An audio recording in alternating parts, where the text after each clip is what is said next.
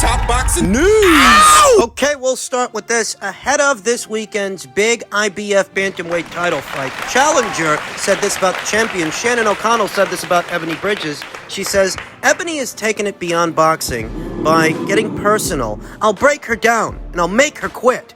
And the new. Irrespective of who you think is going to win the fight, how you see it, how you edge it, this is not inaccurate. This is not an adequate depiction of Ebony and Shannon's relationship the last year or so. If anybody made things personal, it was Shannon O'Connell more so than Ebony Bridges. In fact, aside from addressing the things that Shannon O'Connell had to say about Ebony, Ebony hardly ever even acknowledged the woman. And you don't have to take it from me. You can read the comments under Matchroom's tweets. You don't have to take it from me. People know. People have seen Shannon O'Connell call Ebony Bridges anything from a skanky stripper to a steroid user, a steroid cheat. If any one of these two fighters made things personal, it was Shannon more than Ebony. I vaguely recall one instance where she was attempting to fat shame Ebony Bridges in between fights, making some light of Ebony's weight. It was earlier this year. Believe you me, if any one of these two fighters made things personal, it was Shannon more than Ebony. My honest opinion, this is one of those situations where one individual, all on their own, made up their mind about someone, and there's no changing it. It happens. I firmly believe that this is one of those situations where one individual made up their mind about the other, devoid of reason and rationale and cause. Ebony Bridges didn't actually do anything to Shannon O'Connell, but Ebony is just not Shannon's cup of tea. And she's been very vocal about it, and a lot of people, they notice. Myself included. If I had to evaluate the situation, I believe that Shannon O'Connell, underneath it all, irrespective of what happens on Saturday, in the build-up, she's jealous of Ebony. She doesn't think Ebony has earned her seat at the forefront of the bantamweight division. She's jealous of Ebony. She resents Ebony. It's irrational, I know, because Ebony Bridges did, in fact, beat a champion in order to be a champion. She beat long-reigning IBF champion of Argentina, Maria Cecilia Roman, for the blue belt, but that's not enough to garner Shannon O'Connell's respect. Shannon has made up her mind about Ebony, and she wants to destroy her. They're different people, and Shannon O'Connell don't like those differences. In fact, I think she's jealous of some of them. Which does not directly address either fighter's fighting ability, but it does reconcile the hostility that Shannon has that Ebony Bridges doesn't have. Ebony doesn't resent Shannon O'Connell. It's the other way around, and a part of it is, at least I think, it's jealousy. Let's not be coy about this, people. Ebony Bridges is fucking hot. Not just hot. The lady's a sharp cookie, a sharp pencil. She's no wallflower. She knows how to present herself. She knows how to work a crowd. It's for this reason that from the time the pandemic started till now, Ebony Bridges has single-handedly made herself the most recognizable face and the most recognizable fighter at 118 pounds, more so than Shannon. Shannon, who's been around for many years before Ebony Bridges even went pro, Shannon O'Connell was around, a fixture in the Australian boxing scene, but she never became as popular as Ebony Bridges. Domestically, locally, she may have some notoriety, but globally, she's flown largely under the radar. For a lot of people, this is going to be the first time they see Shannon O'Connell in action. So, how do you think she feels when some up-and-comer gets to fight for a title in just a handful of fights, some up-and-comer with big breasts and a nice ass and great thighs, Cascading blonde locks, blonde hair, dubbed the Blonde Bomber? From where Shannon O'Connell is sitting, she's telling herself Ebony Bridges hasn't paid her dues, and she hasn't proven herself. And whether or not that's true, I'll leave such judgments up to you. But I believe that that's what Shannon tells herself. Her judgments of Ebony Bridges are downright baseless and unfair. Maybe you don't want to show as much skin as Ebony does. Not that Ebony shows all that much skin to begin with. Outside of what she wears to a weigh-in, she ain't strutting around the place naked. But maybe Ebony Bridges' comfortable in her own skin, so much so, comfortable in her own femininity that she can actually multi-purpose it as a marketing tool to bring even more eyes to her fights in such a way that perhaps Shannon doesn't agree with. But it's still more effective than anything Shannon has ever done. When Shannon O'Connell says that Ebony's gone off and made things personal, that's a baseless statement. It's disingenuous. The contrasting ideologies of these two fighters and those differences. You made things personal because she don't rub you the right way. She ain't trying to. This Saturday, these two fighters, these two Aussies, these two warriors, they're gonna be sharing the ring. I think underneath it all for Shannon, this is about more than just winning the blue belt. She wants to prove that Ebony Bridges is a fraud, a gimmick. But I don't know that a fraud or a gimmick would have moved halfway around the world for their professional boxing career. I don't know that a fraud or a gimmick would have beat long-reigning champion Maria Cecilia Roman for the blue belt. Some bells and whistles aside, the signs are there that Ebony Bridges has always been serious about her career, irrespective of what Shannon thinks is right or wrong. So we are well past the talking phase now. Now, time for words is over, and it's time to fight. This weekend, this upcoming Saturday, Ebony will have to prove to Shannon, prove to her the hard way, that she's the real deal. She's the real McCoy. She's the blonde bomber. Men's heavyweight news. Tyson Fury stated he views Joyce as a tougher opponent than Alexander Usyk. Maybe he's right.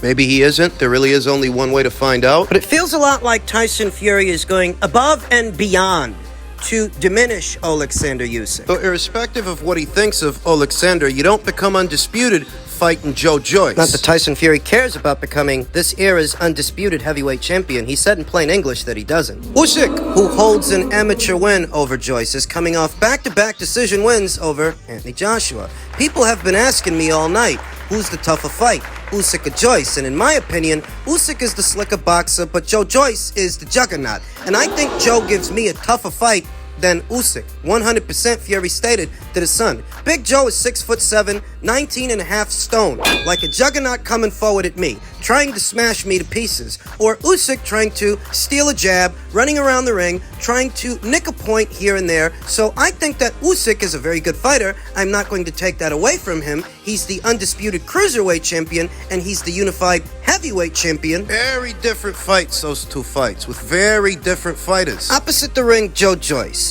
Tyson Fury would have all the same advantages that he usually has. That he's a more agile fighter, certainly faster than Joe, lighter on his feet. That's one of the more noticeable things about Tyson Fury's repertoire, that he has the mobility and coordination of a smaller man. And in the land of the giants, the land of the kludgy heavyweights, the land of the lumbering lummoxes, Tyson Fury has a speed advantage over most of these guys, a mobility advantage over most, if not all of these guys. He wouldn't have that advantage with Alexander Usyk, but he would have it opposite the ring, Joyce. It's an interesting component. Your bread and butter is having the mobility of a smaller man in the land of the big men. You'd still have that advantage opposite the ring of Joyce, but you wouldn't have that advantage opposite the ring and Alexander Usyk. Thus, opposite the ring him, you've got to fight a very different fight. Because you ain't gonna out-little the little guy. We're hopefully gonna see the biggest year of my career, 2023. We're gonna get the big fights that the fans really crave. First of all, let's talk about Usyk. I'm ready. I'm willing to take on Usyk next. Whether it's going to be in Saudi Arabia or back here in the UK, both places will be fantastic. And let's give the fans one champion, one face, one name. Usyk's up to the challenge. He came over tonight, so fair play to him. He's not an easy boxer to figure out. He's slick, southpaw, mover with very good skills, an Olympic gold medalist. And he's coming on some good form. So I'm really looking forward to the challenge. Tyson Fury says he needs an operation on his elbow. An operation that could see him recuperating for the next 6 to 8 weeks. And depending on when he actually has that surgery, if he has that surgery, that affects when the Usyk fight takes place. We've talked about all of that, though addressing the talking point as to which fight is the harder fight, the Usyk fight or the Joyce fight. Well, with Joe, it's not really an enigma. It's not really a puzzle. Joyce, he's a straightforward guy. He's a come-forward, aggressive mauler, brawler, pressure fighter, and that's what he's going to do. He's going to apply pressure. Joyce is not a hard man to figure out so much as he's a hard man to weather, a hard man to endure. But Tyson Fury, opposite the ring, Joe Joyce, he would still retain many of his strengths, his speed, his mobility. He would be faster than Joe, and he'd likely box him from the outside, walk him into shots, walk him into punches, beat those feet, And stick him. Joe Joyce, he's a strong guy, strong puncher, but he ain't got one-hitter-quitter power. When he knocks a guy out, it's usually by way of accumulated damage. And it may be hard to accumulate damage on Tyson Fury when he makes himself a moving target. Knockout may be a little bit harder to come by. You often hear it said that Joe Joyce has quite an engine, but so does Tyson Fury. You often hear it said that Joe Joyce has great punch resistance, but so does Tyson Fury. The real question is, can Tyson Fury go 12 rounds with Joe Joyce and win a points decision? Different question with Alexander Usyk. Different fight entirely. With Alexander Usyk, he'd have to come forward. He'd have to be the big man. He'd have to impose his size, his will, and his power on the naturally smaller fighter. But this ain't Deontay Wilder, you understand? This ain't some flat-footed, one-handed fighter. One of Alexander's finer qualities is he knows how to manage the distance well. He's got great timing, knows when to shoot that straight left hand, and he can really beat those feet. He can really move. He's a trickier and smaller target than a Deontay Wilder, certainly a smaller target than a Joe Joyce. Sometimes the harder fight isn't necessarily the harder fight because of the physicality of the match. Sometimes the harder fight isn't necessarily the harder fight because of how physical it is, but because of how difficult it is. It may be difficult to pin down Alexander Usyk. It's like fighting Deontay Wilder and closing the gap on him while he's standing on his whole foot squared up. You can jab and grab Deontay Wilder because he's never had good feet or good coordination anyway. You can get off a peach of an uppercut on a Dillian White because he's always been a sucker for an uppercut. But the same punches that are there with those fighters are not going to be there with an Alexander Usyk. Different build, smaller target, more mobility, more speed. He's got an engine. He's got an engine of his own. He's known for having good stamina and getting stronger as a fight progresses. Yeah, I'm not saying that a Joe Joyce fight is easy or an Usyk fight is easy so much as both fights present separate challenges. And Usyk being smaller than Joe Joyce doesn't necessarily make a fight with him easier. The argument I hear a lot of people make is that Tyson Fury is just too big for Alexander. All he's really got to do is run him over, like he ran over Deontay Wilder. But Deontay Wilder and Alexander Usyk have next to nothing in common in terms of how they fight. They're basically saying that all he has to do with Alexander is throw his weight around a bit. But he ain't got better feet than Alexander, and he's certainly not faster. He can cover a lot of ground. He'll have longer strides than Alexander, but his punches will be a lot more wide than Alexander's. This is a very small target. Whereas with Joe, it's a more straightforward kind of fight. More straightforward approach. That's what Joe's going to take, and you've got to stay on the outside of that guy. You've got to play the defender with Joe and the aggressor with Usyk. So which one do you think is more difficult? Staying on the outside of Joe Joyce or getting mid-range to inside on Alexander Usyk? To be honest, neither one of those two options seem all that easy to me. Fury was floored by a cruiserweight in Steve Cunningham. Let's not pretend that hasn't happened. Let's not pretend he didn't have to go through something to get to that guy. And that guy ain't Alexander Usyk. We'll see what the coming year brings. In men's middleweight and super middleweight news, WBC middleweight champion Jermall Charlo says he's hoping he faces the Benavidez versus Plant winner, detailing a potential move up to super middleweight where both of those former champions campaign. Never mind that he has a mandatory challenger in the queue in the Dominican Republic's own Carlos Adames, reigning WBC interim champion. The WBC themselves are not helping that situation. They're basically enabling Jermall Charlo to hold the title hostage, having not fought since the summer of last year. And the way that breaks down, that means that the green belt has been out of circulation all of this calendar year, and the WBC ain't done nothing about it. Caleb Plant caught wind that Jermall Charlo's throwing his name around, and to that, Caleb said, "As soon as my last fight was done, me and my team reached out to David and Charlo to see who would want to make it happen." Who would want to make it happen next? And he was nowhere to be found. Do you remember 2 years ago when Jermall Charlo said that he would move up in weight to take on David Benavidez? And do you remember more recently that he went as far as calling out Dimitri Bivol,